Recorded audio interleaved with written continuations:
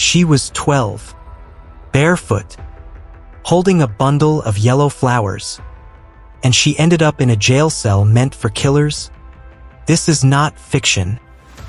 This happened, and no one stopped it.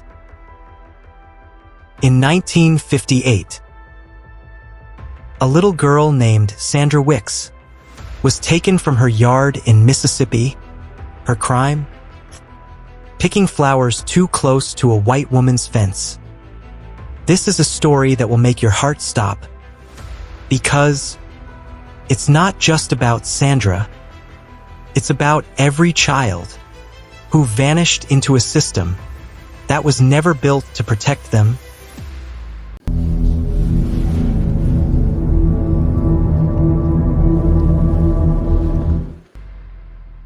Sandra was born in 1946 in Greenwood, Mississippi. Her family called her Cookie because of her sweet nature. She loved flowers. Her favorite game was to run barefoot in the fields and pick wild daisies for her mother. It was a Sunday afternoon in June. Her mother had sent her to fetch water. She wandered off, just a few steps, toward a neighbor's fence where a garden of flowers bloomed. A white woman named Gladys McDowell, whose family owned the land, claimed Sandra was trespassing and stealing. Sandra was 12. The police came within 20 minutes.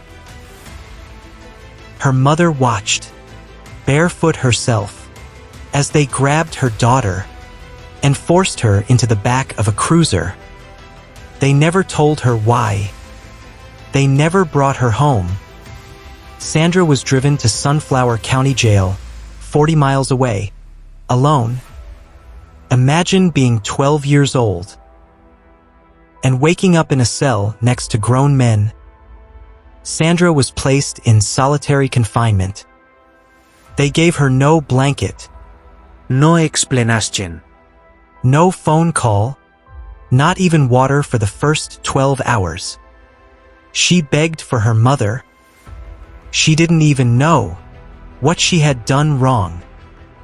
Guards refused to speak to her.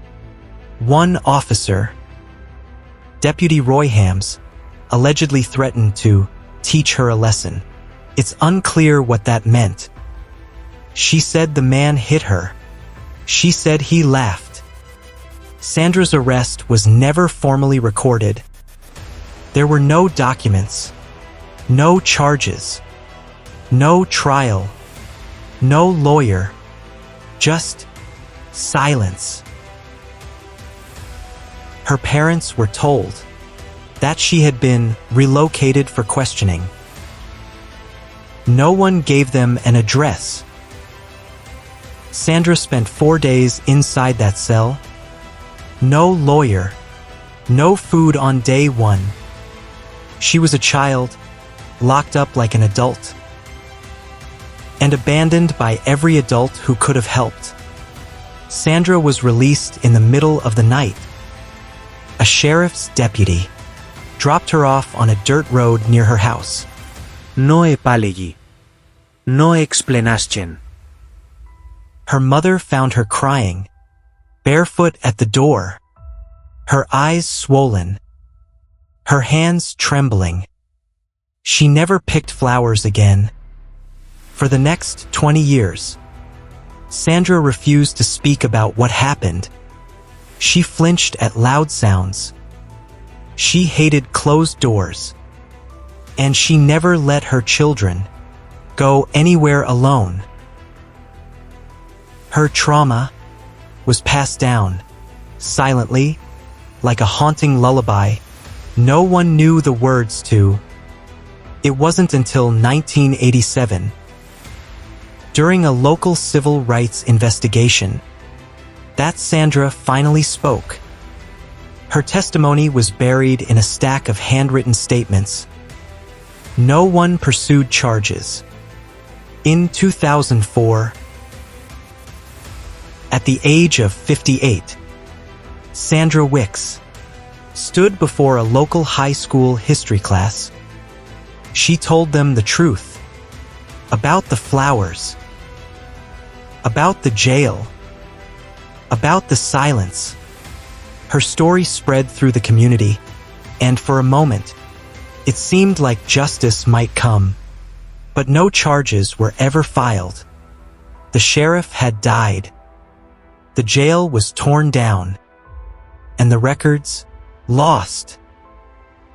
But her story lived on, not because of courts or lawyers, but because people finally listened.